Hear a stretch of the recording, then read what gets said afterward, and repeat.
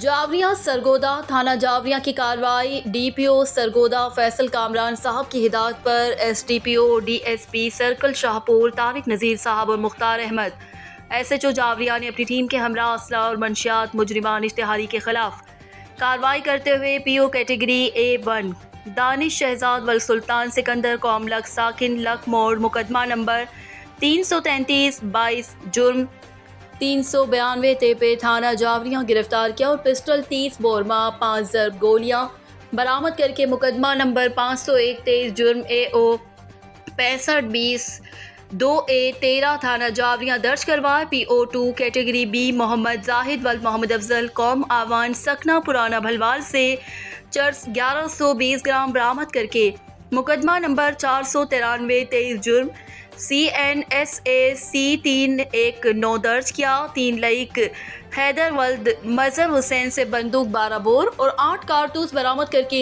मुकदमा नंबर 494/23 जुर्म 6520 2A13 AO थाना जावरिया दर्ज करवाया गया। चौथा सरफराज हुसैन वल्द मोहम्मद एजाज से पिस्टल 30 बोरमा 3 ज़र्ब गोलियां बरामद करके मुकदमा नंबर 496/23 जुर्म AO 6520 2A13 थाना जावरिया दर्ज करवाया। पांचवा विरासत अली वल्द मुराद अली से बंदूक 12 बोर और 2 कारतूस बरामद करके मुकदमा नंबर 497/23 जुर्म 6520 2A13 AO थाना जावरिया दर्ज करवाए गए। रिपोर्ट जफर अब्बास, तहसील रिपोर्टर शाहपुर जावरिया।